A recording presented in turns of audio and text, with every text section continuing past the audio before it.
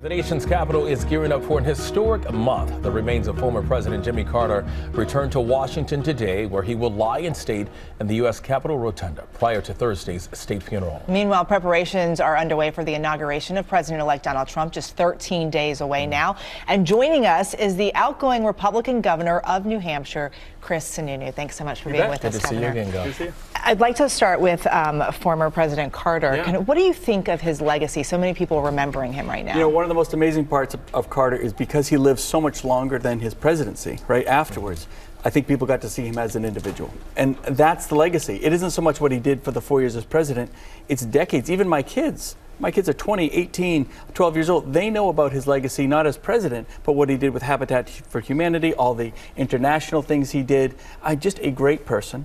And if there's anything we should live up to, that's an amazing standard in terms of making the best of your life, taking advantage of every day, all the way up to, the ripe old age of 100. All right, let's talk about the news. The election results were certified yesterday by Congress, and now President-elect Trump is claiming on his social media platform that President Biden is not being fair about this whole transition process. He's actually saying that the president is making it really difficult. So what do you make of the transition thus far? So there's two parts of transition. One is behind the scenes. My sense is that's actually going very well. The chief of staffs are working. Who's coming in? The actual administrative transition is happening. I think what former President Trump and upcoming President Trump is referring to is, I find it pretty bizarre too, doing executive orders in your last few weeks. What's the point of that, right? I get there's kind of a political point, or you're trying to make a statement.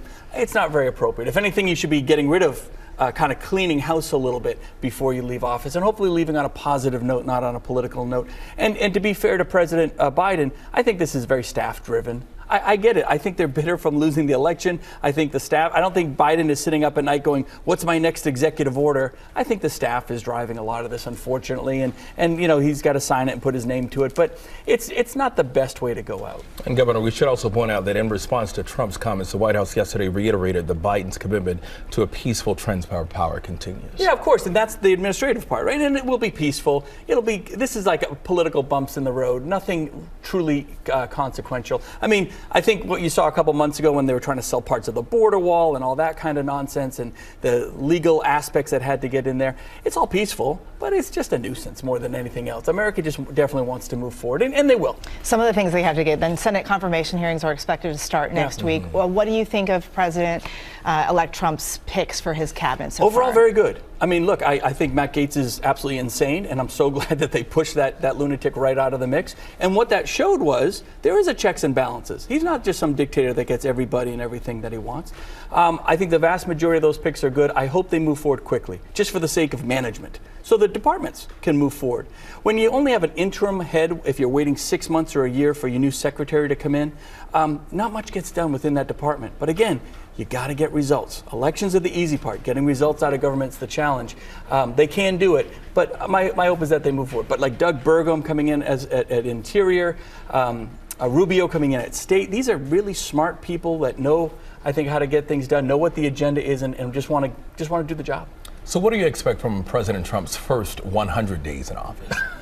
What do I expect, or what do I hope for? I mean, look, a little bit of both. I think we hope for not a lot of chaos, right? We hope for something that's mission-driven, that's aligned with what he talked about in the campaign, and where he stays focused. We want focus, not... One thing I got so frustrated about, a lot of us saw it, he would have wins in his first term, and then he'd step right over his wins with saying something crazy or doing something outrageous.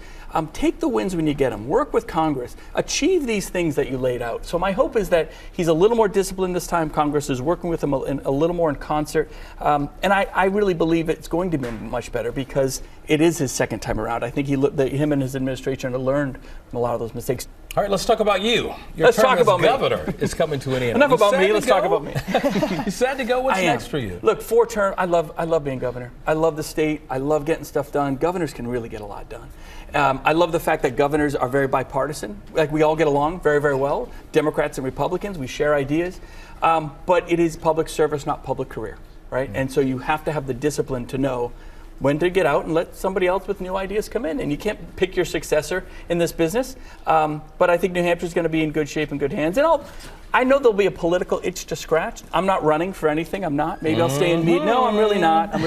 Don't want to do the Senate thing. People have asked me about that.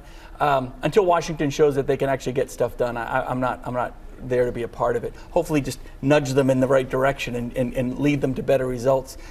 Be a little more even-handed, a little more bipartisan about things. Maybe I do it through media or some other form. We'll see. But I'm excited to go back to business and just have a little privacy and take care of my family and go skiing on the weekends and be normal.